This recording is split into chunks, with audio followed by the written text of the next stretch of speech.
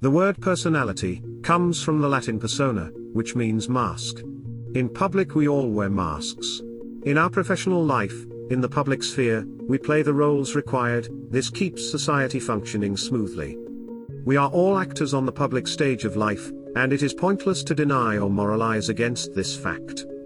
Accept the reality of role-playing, and you can use it to your benefit. Deny it, and it will automatically work against you.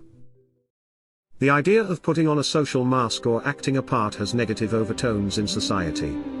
No one wants to be considered a fake, we want to be known as genuine, as authentic. We imagine that someone who is authentic can be his or herself, and doesn't need to play a role in life. This is true in friendships and in our intimate relationships, where we should be able to feel comfortable and drop any social mask. But when it comes to our professional life, our public roles in society, things are more complicated. There are expectations in professional settings that require us to wear a public persona, a mask. We would feel uncomfortable if our doctor started acting like a used car salesman, our airplane pilot like a rock musician, or our lawyer acted like the plumber. If these people dropped their role-playing masks and suddenly just started acting exactly like they wanted to, we would begin to lose confidence in their expertise and ability to perform well. If you are on a job interview, you will wear the mask that makes you appear as a desirable employee. If you are meeting your girlfriend's parents, you will present yourself in the best possible light. Wearing a public persona is normal and expected. A politician or celebrity who seems authentic knows the value of appearing this way, so they become good at projecting this quality, in effect wearing a mask of authenticity. Roles are required for being part of many social groups.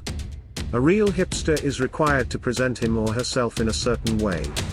To fit in at your country club you need to dress the part on the golf course. If you're a member of an outlaw motorcycle club you need to wear leather, have tattoos, and exude the right attitude or your authenticity will be questioned. Once someone has established themselves in their role, they have more freedom to be themselves, but there is always a limit.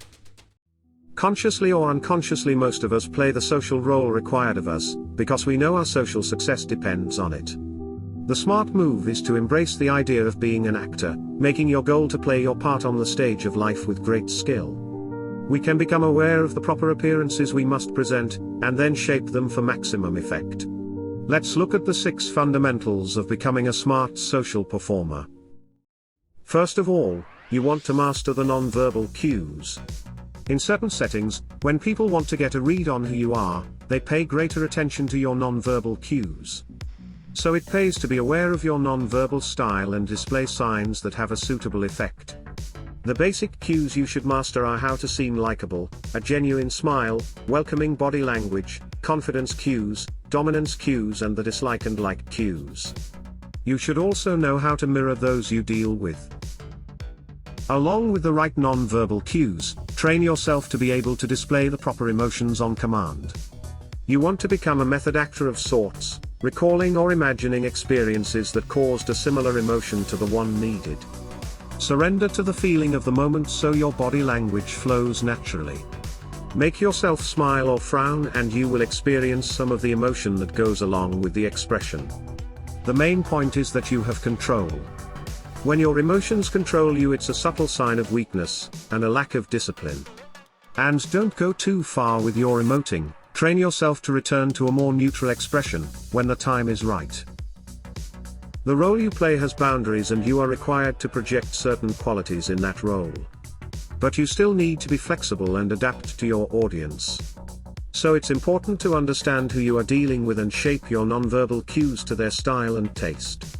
President Bill Clinton was a master of adjusting his accent and his words to fit his audience, yet no matter who he was addressing, he always projected the confidence and power his role as president required. Go out of your way to make an outstanding first impression. People put a lot of value on their first impression of you, and they tend to hold on to that impression for a long time, so give extra attention to your first appearance before an individual or group. The important cues are a relaxed smile, and looking people in the eye when you meet them. Tone down your excitement. If you appear too excited it signals insecurity and may make people suspicious. Learn to make yourself rare by mastering the art of presence and absence. What withdraws, what becomes scarce, suddenly seems to deserve our respect and honor. What stays too long, inundating us with its presence, makes us disdain it. If you are around too much, people will take you for granted and get bored with you. Create value through scarcity. Make your appearances less frequent and unpredictable, learning to regulate how often and when you appear before others.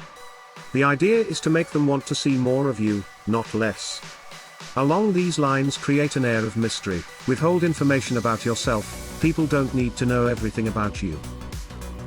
There are certain traits that always seem positive, and these are the ones you must exhibit. Display yourself as progressive, tolerant, and open-minded.